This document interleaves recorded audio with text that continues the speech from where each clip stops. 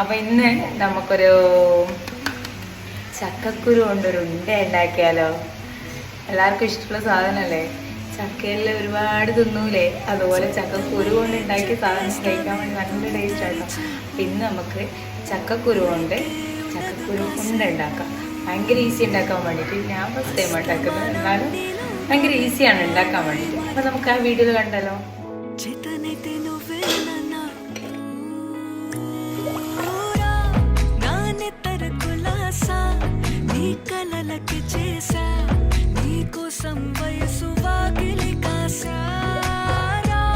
నా అసలు పోగేసా నీ గుండెకు అచ్చేసా